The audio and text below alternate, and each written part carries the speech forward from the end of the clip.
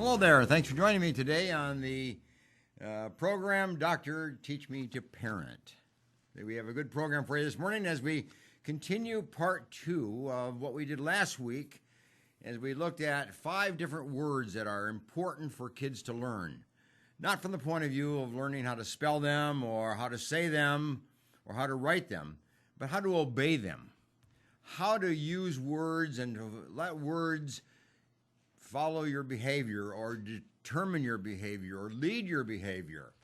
What can we do to kind of make sure that we use the right words to get the right kind of behavior in our children as parents? That's our job as parents, is to teach words, but teach the meaning of words and how words become very important, to the interchange of a child in the course of his daily, living. So we're going to pick it up today as we continue the general topic of kids alive and helping kids run the race of life and giving them the right words, the right meaning of words to run that race of life effectively and smoothly and appropriately, obviously. Now, before I do that, let me just kind of bring to your attention again a course that we have now just developed on the basis of this book, Dr. Teach Me to Parent.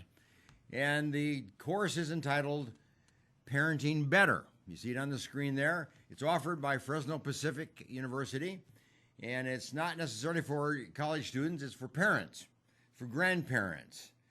It's for beginning parents. It's for mature parents.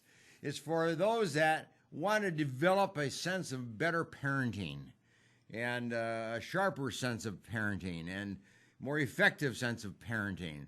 So Parenting Better is a course for you. And you read the book and listen to some podcasts that I've made on the topic of parenting, and then complete the course. And at the end of the course, you get a certificate of completion. And it's kind of a little reward, if you will, for picking up the course and following it all the way through. So it's called Better Parenting. So I recommend it to you if you have any sense of improving your sense of parenting now or in the future, or if you know somebody, pass it on. Tell them about it so that the course can get well known and utilized by as many people as possible that actually do need it. Okay, now we're going to pick up part 2 of our topic of kids alive, running the race of life, and using words that are effective and words that are important to kids as they run the race of life. And these are the words that parents teach kids.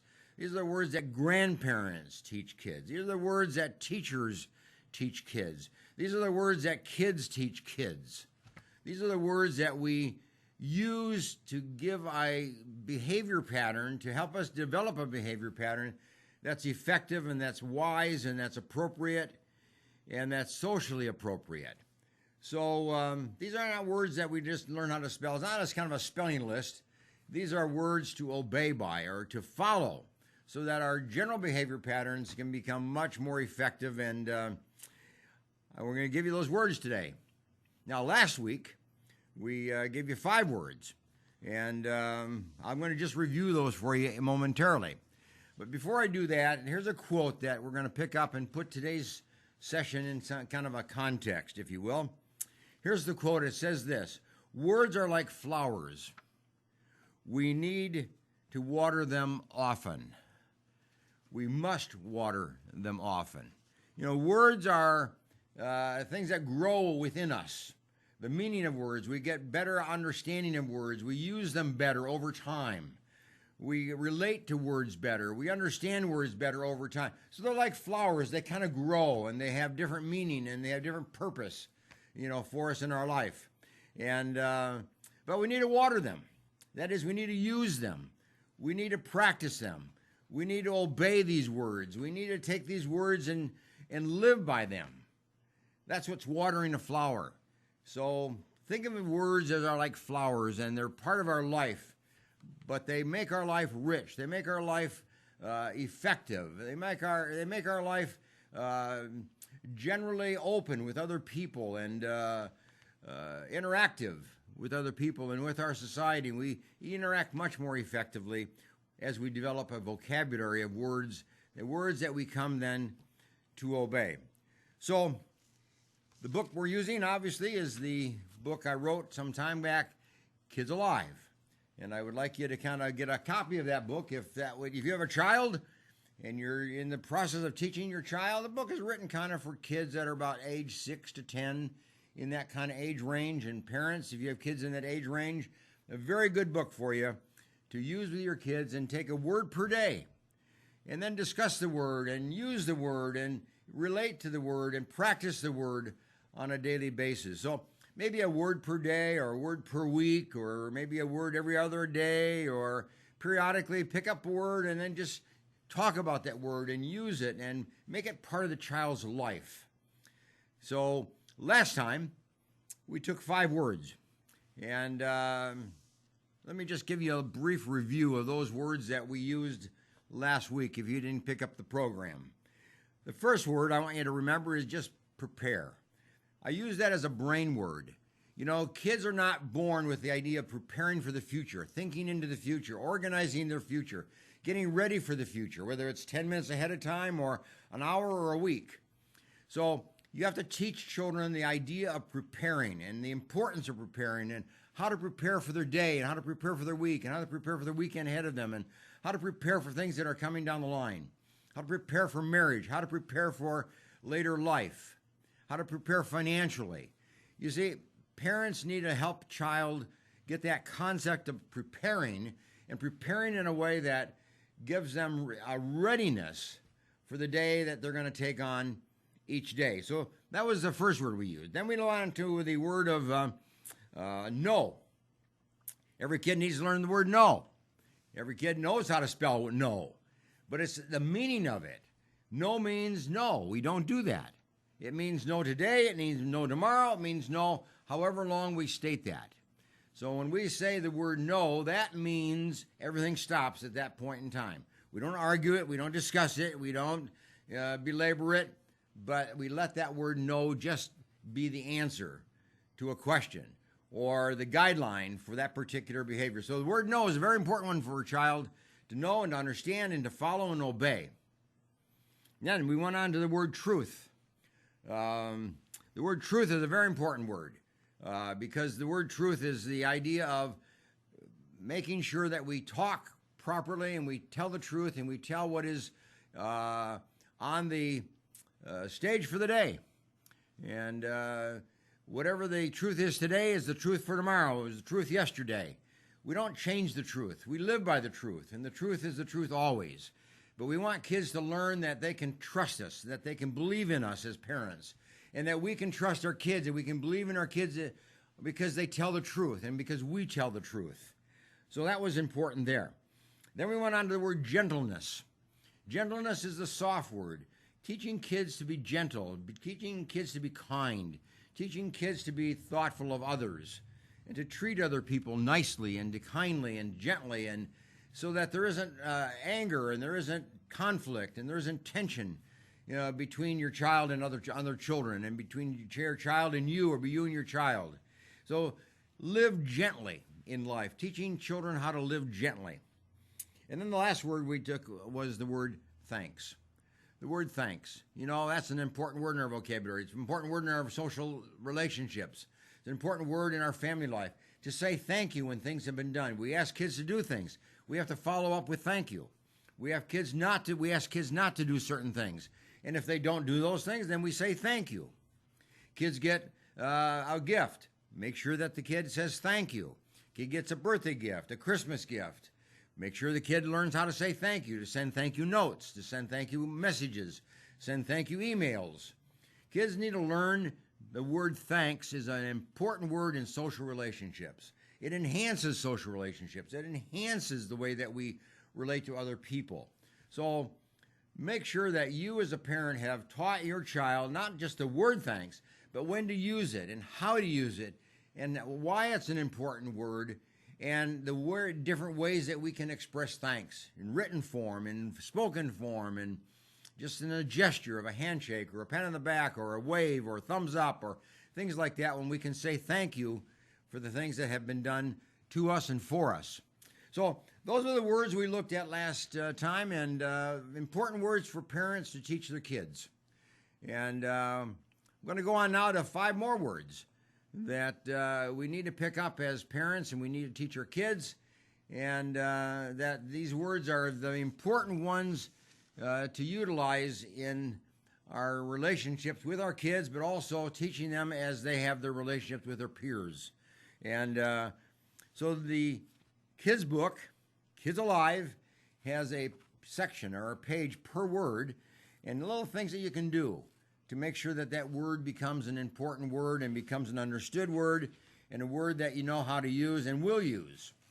So let me just kind of start out with this word today, which is I think is a critical word, and that is the word courage. Courage. You know, kids are timid. Kids do not have courage naturally. Kids are shy. Kids withhold. Kids hold back. I remember when I was shy. I remember when I couldn't speak in front of an audience. I remember when I couldn't be out in front. And I remember when my kids were shy and had difficulty being out in front. I remember when my grandchildren been shy and could not stand in front of an audience and speak, or to be out in front of anybody else, or to perform their musical instrument in front of an audience or things like that. We all have this sense of withholding and being shy. And courage is the opposite. Courage is to speak out or to stand out or to go out or to be out in front, to take the lead, to take the initiative and to speak up and to say something or to be involved in something and to volunteer for something and to ask questions, answer questions, speak up. Courage is being assertive in communication skills. So we want to teach our kids that word because that word will help them socially be effective, socially reach out, socially interact, socially be part of the world in which they live. Courage is an extremely important word for a kid to understand and to know and to be able to follow and to be able to obey.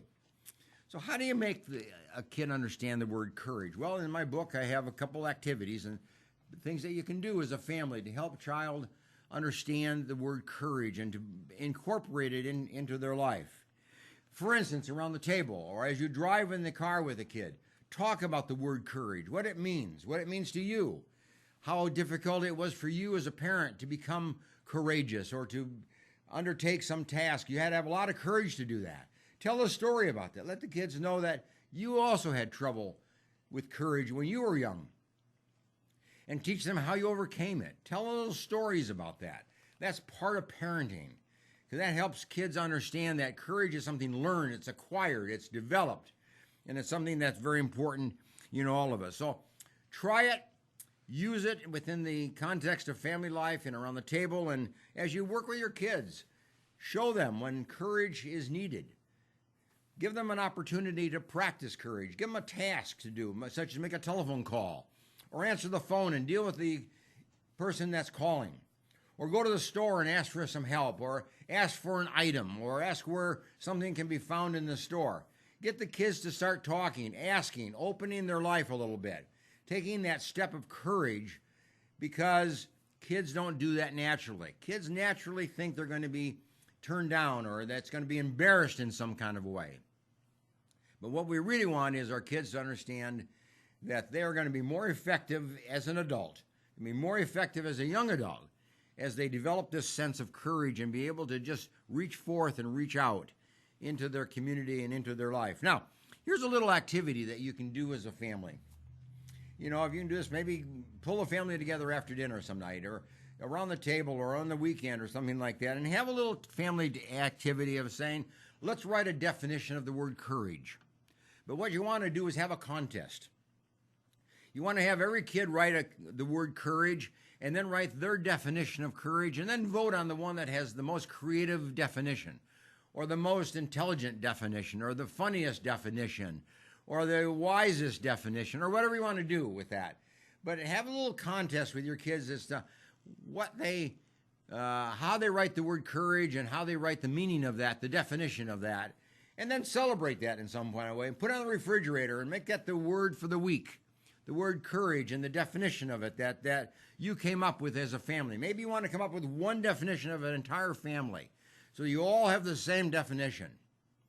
But there's your little activity. So you can make the word courage a a community word, a family word, and a family activity. So just remember that courage is the thing that we do to go forward, to step forward, to advance, to develop, and to move forward, and to undertake something new, something different, something that is important, something that will be better for us in the future. So the word courage is a very, very important word. So make sure you have some time this week to pick up that word courage and develop it in your family. Okay, now we're going to go on to a second word. The word is quiet. The word is quiet. Okay. Quiet is a very important word in the life of a child, in the life of a parent. You obviously want times when your kid knows when to be quiet, knows how to be quiet, knows for how long to be quiet, and knows how to use quietness as a time for productivity. You see, quietness doesn't mean that you're not active. You can be very, very active. A kid can be very, very active, but yet quiet. We usually think of activity and noise going together. Well, activity and quietness can also go together. A kid can be very active, can be playing, can be involved in all kinds of activities, but still do it in a quiet kind of way. And that's what you want children to understand, that in the atmosphere of life, in the atmosphere of the home, in the atmosphere of the school classroom, atmosphere of the car, or wherever you are, there needs to be time of quietness. There needs to be time when there's just stillness and quietness so that you can listen, if you will. You listen to the sounds of silence. You listen to the sounds of quietness. So make sure that you as a family have time to learn, have time to practice, have time to develop this idea of quietness in the home and in the life of your child. Teach them the skill of quietness. Quietness is not doing something. It's choosing to be quiet rather than to do something else. It's choosing stillness rather than activity or noise. It's choosing to be calm rather than excited. You see, it's a choice. It's the words of choice that we use, and we want to develop that idea with kids that they can make those choices and learn that word and use that word in their daily life.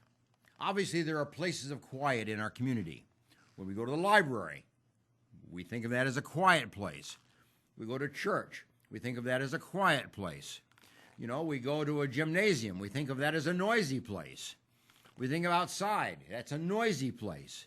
We think of inside, a quieter place. You see, we have places of quietness and we have places of noise.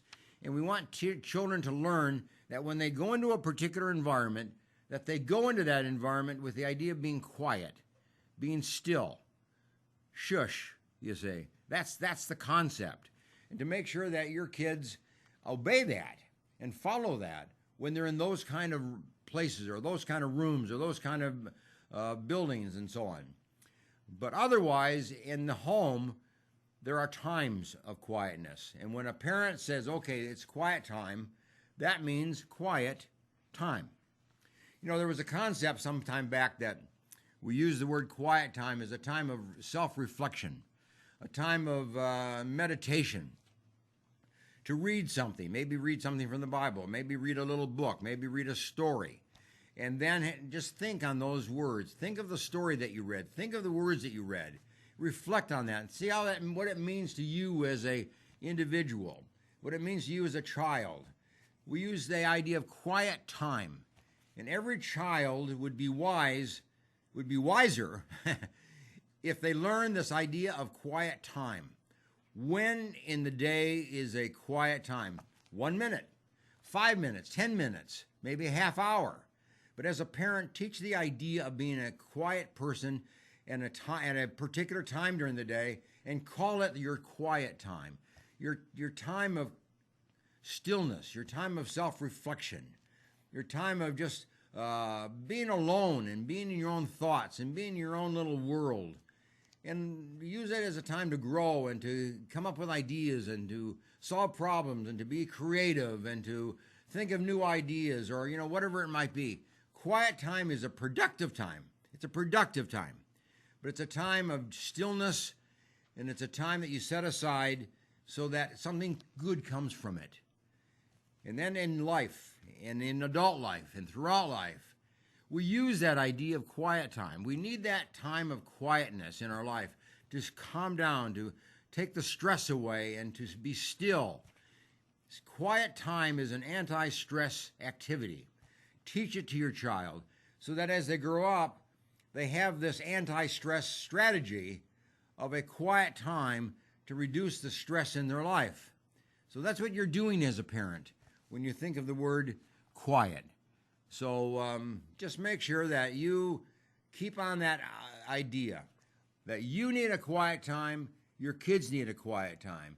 You need to use that word quiet for your advantage. They need to use it for their advantage. Okay? So we're going to take a little break here in a minute and going to introduce a third word that I want you to give some thought to when we come back from our little break. And it's a very important word. It's the word secret. It's the word secret. It's a word that has a negative connotation to it, has kind of an evil connotation to it, has kind of a scary connotation to it. The word secret. And we need to think about that a little bit deeper. So we're going to take a break, and I want you to come back and just have your own thoughts on this word of secret and make sure that you know how to use it and can develop that well within your own family. Okay? So go get a cup of coffee, and we'll see you in a little bit.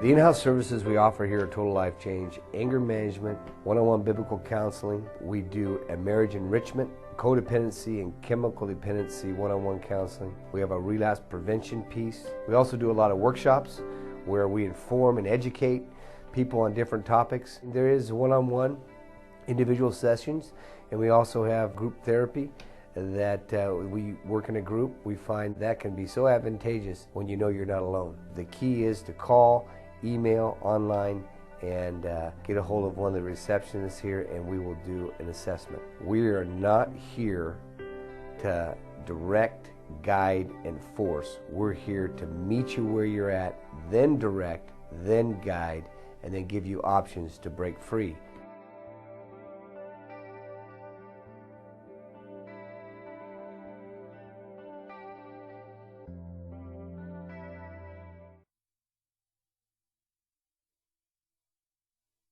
The Green Gables Care Home is a 24-hour assisted living facility for the elderly located in Clovis, California, offering spacious private and semi-private rooms which are wheelchair approved, catering to the special person in your life who needs attention and wants to live in a loving home environment. The Green Gables Care Home has assisted living in secured homes for elderly with Alzheimer's, memory loss, and for your loved ones needing assistance with their activities of daily living. Call 559-297-9438 and visit greengablescarehome.com.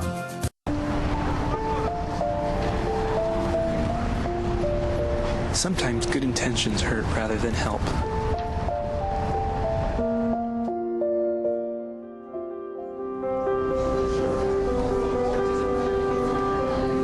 For just $1.76 per meal, the Fresno Rescue Mission offers more than food. We offer hope.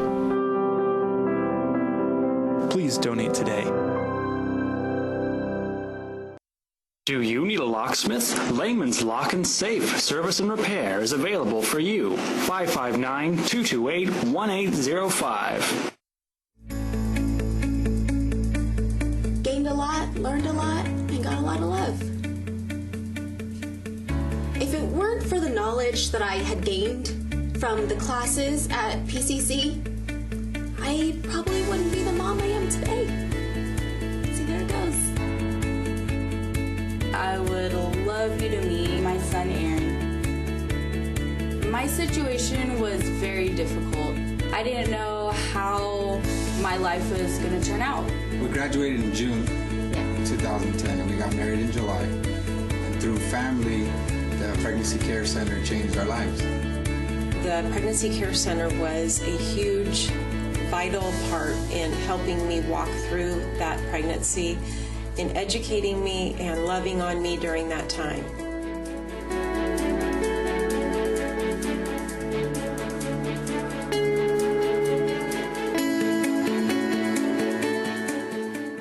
Choosing a Medicare plan can be difficult and frustrating.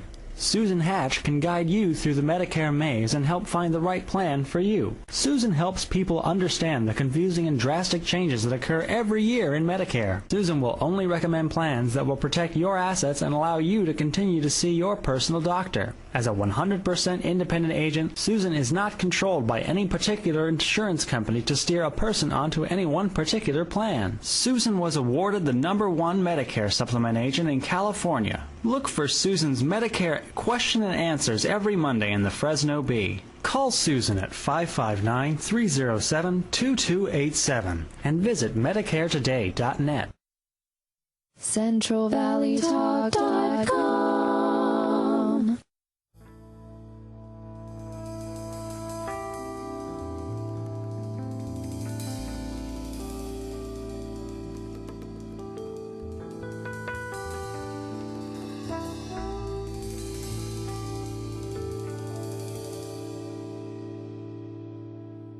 Okay, welcome back. I'm glad that you're rejoining me now in our program today, Dr. Teach Me to Parent. Got your coffee?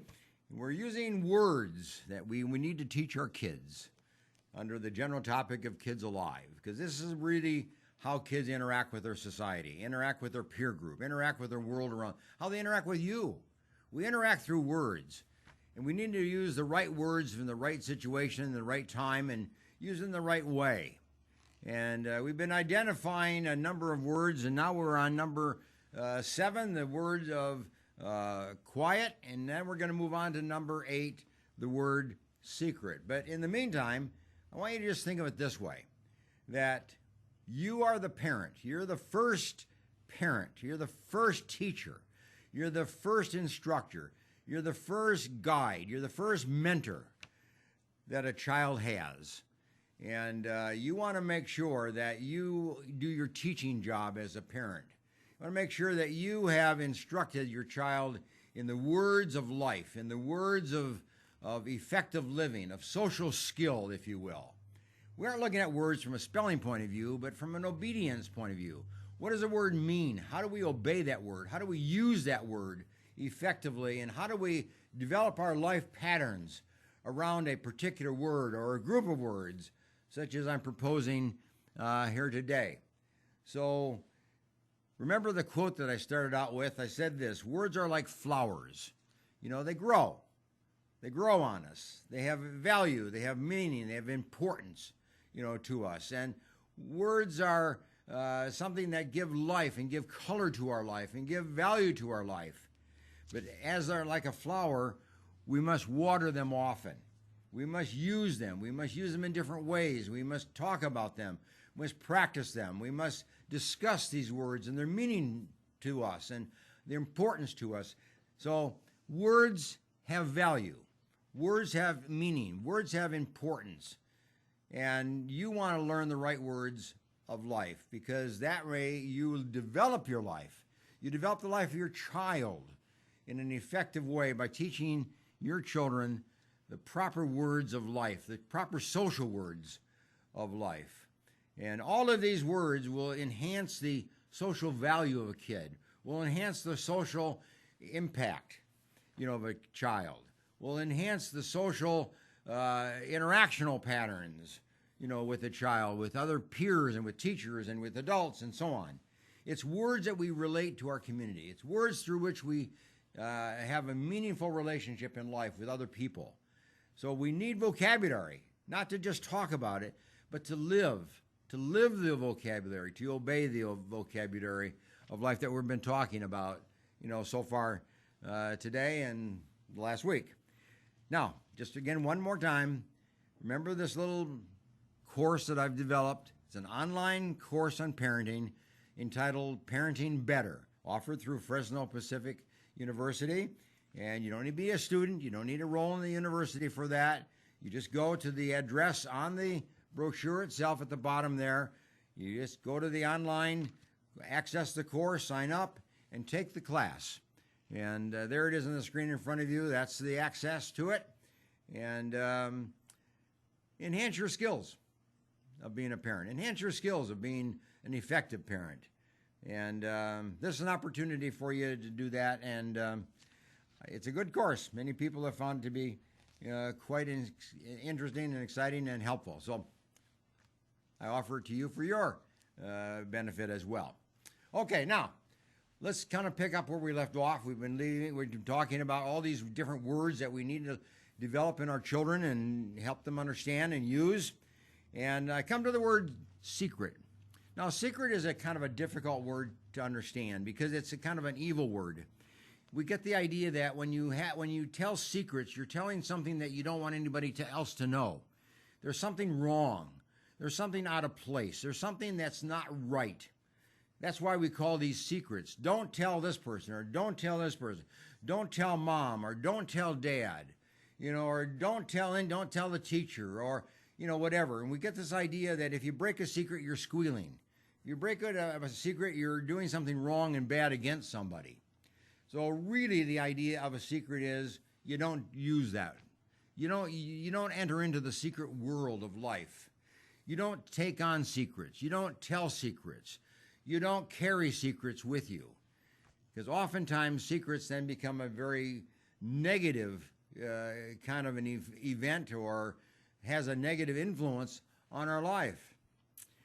We often want kids to keep secrets when we don't want them to tell somebody that if they knew that then they would come against us, if they would do something against us. So secrets is kind of keep people away. Secrets are things that keep people apart from each other. And words really are things that can bring people together, to be trusting and to be open and to be honest with each other and to be fair with each other and to be interactive with each other. That's what we want. Secrets do the opposite. Secrets push us away. Secrets separate us from other people. Secrets make us become different in some kind of way. You're tainted. You carrying a secret with you. And there's something wrong about that. It means you can't interact. You can't be free. You can't be open fully with other people because you have this secret to keep. Mom and dad don't keep secrets from each other. Husbands and wives don't keep secrets from each other. There are no secrets in the world of marriage. There are no secrets in the world of family. There are no secrets in the world of friendships. There are no secrets in the world of social relationships. Secrets don't belong there.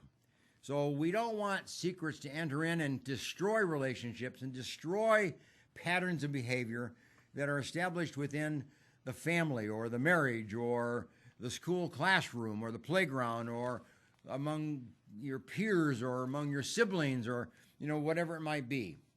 So stop thinking like a little child as you grow up. Stop the idea of a secret world. Little children think in terms of telling secrets. But as you grow up, we don't have secrets. We don't tell secrets. We don't keep secrets. We don't encourage secrets. We don't let people tell us secrets. We don't carry them around with us. You say, make sure your life is secret-free. You'll be much happier. You'll be much more satisfied with how you live your life with other people. So here's a little activity that you can do as a family and maybe as a mother and father and with your kids. Get some paper and some colored paper out, and red paper particularly. Get out on a piece of paper, red, and some color, crayons or whatever, and make stop signs. Make stop signs. Get the old stop sign and write the word stop on it so that you get the idea that you are to stop telling secrets. You are to stop keeping yourself apart from other people. And if you ever think of having a secret, just look at the stop sign and it'll tell you no secrets. Stop telling secrets. Stop carrying secrets. If you're carrying a secret, you tell somebody. If somebody has already committed you to a secret, you tell your mom, you tell your dad, you tell your teacher, you tell your minister, you tell your youth leader, you tell your best friend, you tell somebody. Do not carry a secret. That's the stop sign. Stop carrying secrets. Make sure that whatever secret you've been told, whatever secret you have been told to carry, Don't do that. Stop doing that. Tell that secret to somebody, and then let the chips fall where they may. Kids are not to carry secrets. Adults are not to tell secrets to kids. Strangers are not to tell secrets to kids. Nobody is to tell secrets to kids and then tell the child to keep that as a secret. And if they don't keep it as a secret, you're going to hurt them in some way. That's part of child abuse. And that's all part of child abuse pattern. Secrets are part of child abuse. Keeping secrets allows for child abuse. So don't engage in behavior that you have to keep it as a secret. Don't ask people to keep a secret. Don't tell secrets unless it's to an adult that's responsible. You tell a secret to your parents, to your teacher, your pastor, or to somebody that's responsible, to a good friend, to a best friend, to the parents of your best friend, so that you get free of carrying these kind of secrets in life. We don't want secrets to be part of your life. It's an important word, and you need to understand it and, follow that. So there we have the word secrets. Stop having secrets, okay? Now, let me just go to the next word, because it follows that. The word is stop. The word is stop. We tell kids to stop. Stop that, stop that, stop doing this, stop doing that. All day long, we tell the kids to stop, stop, stop, stop. And what we want is that word becomes an important word to the child, so that when you say the word stop, the child stops doing whatever the child was doing at the time. You listen for the word stop, because that means that if you don't stop, something bad's going to happen. Stop is always used in the context that something bad is about to happen or could happen, and we don't want that to happen. So we stop doing what we're doing so that bad doesn't develop, bad doesn't happen, and injury or some kind of hurt in the life of the child. We don't want that to happen. So we want to make sure that the word stop is a word that the child learns and picks up and follows and obeys, because it's an important word. It keeps the child from danger. It keeps all of us from interacting in a way that's dangerous and hurtful and harmful. So think of the word stop. You could use the same little activity. You can use a stop sign. And when the parent says the word stop, hold up the stop sign that says stop, so that you get this double message of the word stop and the sign that says stop. It's a good little technique. It's a nice little sign. Put that in a refrigerator. And if the parent needs to enforce the idea of the word stop, pick up the stop sign and show that. Put it in front of the child. Display that so the child gets that message. Stop means stop. It's like a stop sign when we drive. We stop. We don't just go through it. We don't just pause. We don't just slow down. We stop. We come to a halt. And then we proceed, forward, hopefully without any danger. Hopefully without any hurt that would likely come, to us. So the word is stop, and make sure that you understand that you can use the word stop on a daily basis with your kids, and that they will follow it because they understand that the word means something. It's an important word, and the importance is that it means that something bad is about to happen, and you need to stop what you're doing now so that doesn't develop or that doesn't happen. So get the word stop in your vocabulary. Not to spell, not to say, not to write, although that's important, but to obey. The word stop is a word to obey. And that's what you want your kids, to follow. So let's move on. That's the word stop. Now we move on to another word, which is the word thrive. Word thrive is a very important word in our vocabulary, and it's something that's very important in the life of our children. To thrive. Thrive means to grow. Thrive means to develop. Thrive means to enhance. Thrive means to express. Thrive means to become something more, you see.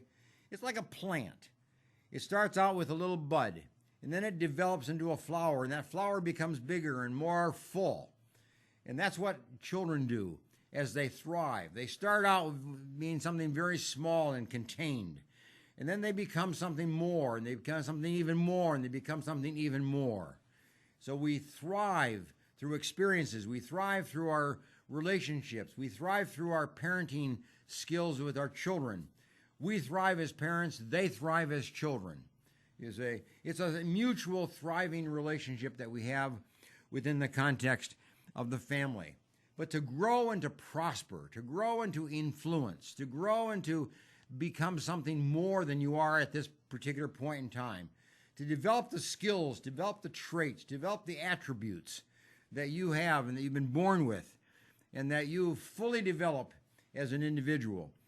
We have a word in psychology that we use to illustrate this, and it's kind of the fullness of development. And the word is self-actualization. Self-actualization. Self-actualization is that when you thrive to your fullest, you develop to your fullest, you become all that you can become. You become what you are born to become. You become what you are created to be. And that is a process of development over years and years and years of life. But it's thriving. It's enjoying life and enjoying what you become and enjoying all the things that become part of life as you move forward in life. So the word thrive is an extremely important word. And from the point of view of kids alive, it makes you become alive. Thrive is your fullness of life, your fullness of joy, your fullness of relationships, you see. So there's a happiness and a joy that comes with the idea of thrive. Now, as a parent and as a family, you can sit down on the table and you can say, okay, today tell us a story about how you thrived. Tell us a story about what helped you thrive today. How did you thrive today? What did you do today? What did you do in your relationships today that made you a thriving person, that brought about a thriving experience, we'll say. So the idea of thrive here is something that you do daily, you engage in daily, but you share the experiences. You tell a story about thriving. You as a parent, tell your kids how you thrived when you were their age. What experiences that you went through as a child that were thriving experiences. What experiences did you go through as a young adult that were thriving experiences? Just tell those stories so that this idea of thriving becomes a topic of great discussion and great understanding and motivation and enjoyment and understanding, because we want our kids to thrive. We don't want them to hold back and to become lesser than what they can become. We want our kids to become fully developed, fully engaged, fully developed as a person, and fully enjoy life. That's thriving, to enjoy life fully. So think of your family as a thriving family. Think of yourself as a thriving person. Think of yourself as a person that has much ahead, forward to do and to enjoy, and to make the idea a thriving idea. Develop your ideas, develop your thoughts, develop your creativity, develop your ideas of some new idea, some new project that you'd like to engage in, or some art you'd like to draw, or some piece of poetry you'd like to write, or whatever. Thrive in that way by taking on activities and engaging in them and doing them and succeeding in them. Now, here's a little activity you can do as a family to make sure that you learn the idea of thriving and you practice it and you bring it in your family. Get paper and pencil out. Get crayons out. Do a little drawing activity. But draw a plant. Draw a plant with color. Draw a plant with color that suggests thriving. Draw plants that are upward, that are outward, that are thriving plants, that are full plants, plants in their fullness, so that there's this idea of thriving that comes through with a picture of a plant. And then take that picture and put it in your wall, put it in the refrigerator, put it some on your door of your room, put it somewhere, so that you get this encouragement to thrive, but the reminder to be a thriving person, to engage in thriving activity every single day of your life. So the idea of thrive is a very important one to engage in. Okay? Now, that's our 10 words. Those are our 10 words that I want you as a parent to teach your kids. Not to spell necessarily, not to write necessarily, or to use in a sentence necessarily, although that's important. I want these 10 words to be taught to your kids every day from the point of view of obeying these words, following these words, using these words for your growth experience and to live effectively and to live rightly and to live justly and to live properly within the family or within the school classroom, within the neighborhood, within the peer group, within your sibling group, and so on. These are words that will allow life to be effectively lived, joyously lived, happily lived, and will make much, much more chance for success and achievement to be accomplished in the course of a day's life or a week's life or a month's life or whatever it might be. So take these words, use them, practice them, make them part of your life, but certainly look at them from the point of view of obeying these words and knowing what they mean in your daily life. Now, before we go today, I got one more word. I'm going to just throw in one more word, the 11th word, because it's a word that I think we all find in our life that we don't like. None of us like this word, but we find ourselves always in a situation where this word is an important one. I've had this word, I had to fill out this word today. I had to utilize this word today. I had to somehow obey this word today already, and we all do. The word is wait. The word is wait. You know, we all in the course of the day have to wait for somebody else. We have to wait for something to happen. We have to wait for we have to wait for the train to go by. We have to wait for the bus. You know, we have to wait for mom. We have to wait for dad. We have to wait for brother. Or we have to wait for sister. We have to wait for our teacher. We have to wait for many, many things in the course of the day we spend waiting. You wonder how many minutes a day you spend waiting. No, that's a little project. Try to figure it out. Some waiting is easier. Some waiting is difficult. When you have a difficult waiting time, it means it's long or you have to wait for something you really want and it's hard to wait for it. Then you need to do something during that wait time. You need to engage in activity during that time of wait so that time of wait goes by faster. You can handle it better. So how do you wait? How do you learn to wait? How do you learn when to wait? And what are the cues? And that's what you as a parent need to do with your kids. Teach them that word wait so that they know that the word wait is a word that's important, that's necessary, and that will help them live effectively with their peer group, live effectively later on in life. You never get beyond the word wait. You can be 100 years old and you still have to wait. You can be 80 years old, you still have to wait. You can be 10 years old and you have to wait. Wait is part of every day in the life of everybody. And we need to learn that, and we need to learn that it's a friend. You know, we have to wait for something, because here's the idea. Usually, when we wait for something, it's better. Something better is to come by our waiting. Or something is bad taking place, and we wait until it goes by. It passes, it's resolved, so that we have peace again. We have calmness again. And that's the good thing, you say. So learn to wait. Because something better is about to happen. Something good will happen. Something nice will happen. Something preferred will happen. Wait for it. It's okay. You're going to be all right. But there are times when you wait because something negative is about to happen and you have to let it pass, let it go by, and don't deal with it until that's resolved, and then you move forward. So it's an effective wait. It's a productive wait. It's a functional wait.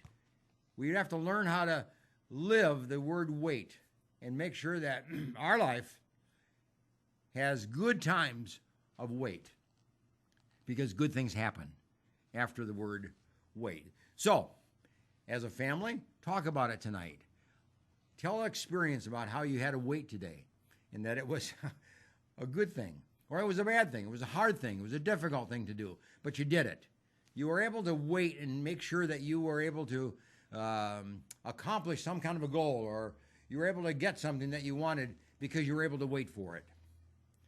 So, parents, teach children to wait. On purpose, give them tasks, give them responsibilities, give them things to do, but they have to wait for it. Give them a gift, give them something that they enjoy, something that they would want, but have them wait for it. Learning how to wait for something good. Teach that. Don't always give the kid what he wants immediately. Let them learn the idea of waiting, especially for something that's desirable and pleasant. So that's your job as a parent. Now, here's another little idea that you can come up with in the idea of learning to wait. Tell stories as a family. That's true. How did you wait? And how did you learn how to wait? But take the word wait and put it on a piece of paper, W-A-I-T, and then come up with some kind of a sentence with the letter W that reflects the idea of wait. And then come up with a sentence with the letter A that reflects something about the word wait. And go through the 4 letters, and we call that an acrostic, so that you can be able to use those letters of the word and use that as a way of learning what the word wait means and how it can be incorporated into your life as a family. So what are the sentences? What are the phrases? What are the ideas that are associated with W and with A and with I and with T? And use that as a way of teaching the idea of wait. And put that on the refrigerator. Put that on the child's door. Put that in the child's room. Now, whatever word that we have now picked up, we've gone through 11 of them actually. What word do you think that your child needs to learn the most? What of these 11 words would you say is the key word that we need as a family to learn? What's the key word that I need as a parent to emphasize and to teach and to illustrate and to manifest myself and to illustrate for my child so that we learn that word as a family? Our child learns that word, and we respect that word and we obey that word, and it becomes an important word for our family. What's the word? Out of all these 11, what's the key word that you would pick for your family, for your child? Maybe a different word for child A, or child B has a different word. You know, every child may have a different need or a different circumstance. What's the word per child? What's the word for you as the mother? What's the word for you as the father? What's the word for you as grandma or grandpa? I mean, as a family, what are the words that you need to learn and to pick up and to practice and to become an expert on, so that that word becomes identified with you? So that's number 1. What would be the second word? What would be the third word? In other words, what are the words that would really be helpful, most helpful to you as a family?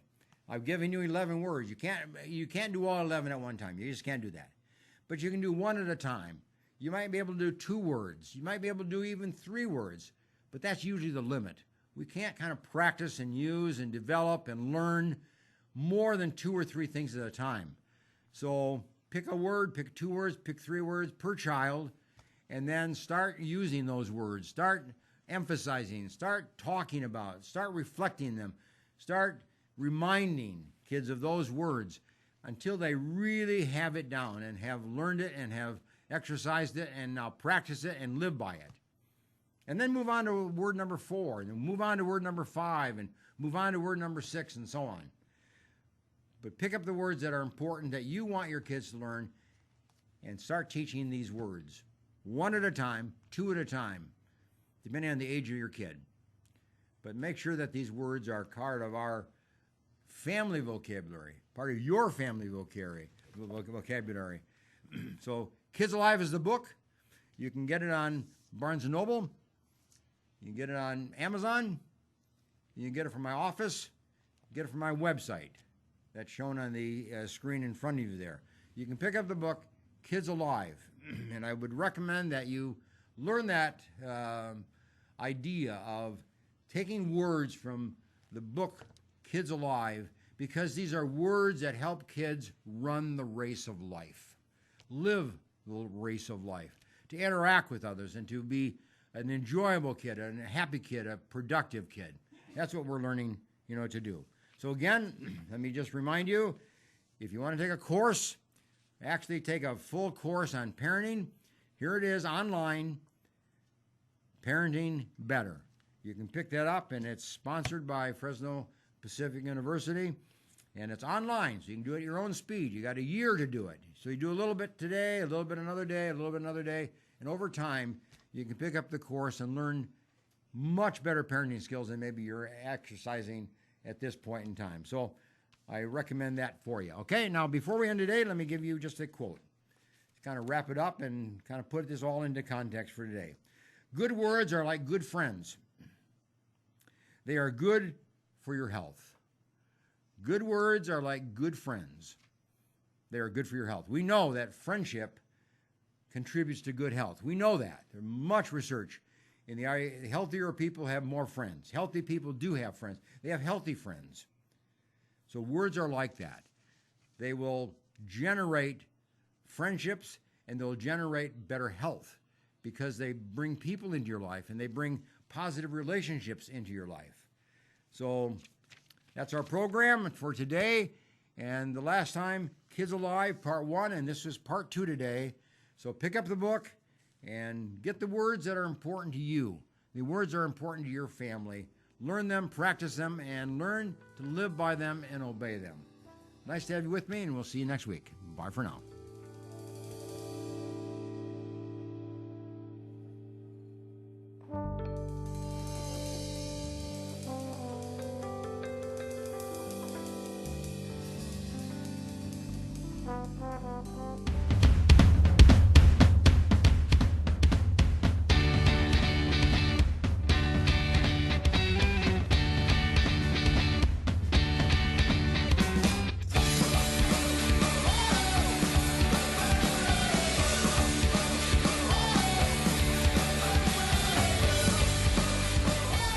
When I set foot on the campus to come visit it, I was struck by how open and how welcoming the students and the professors were.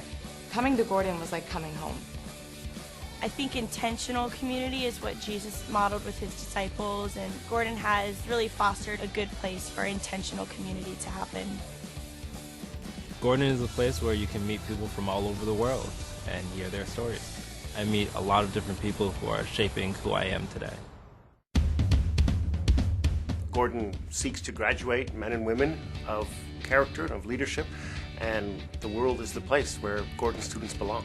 Choosing to go to Gordon was, I think, one of the best decisions I've made in my life. I expect to be changed.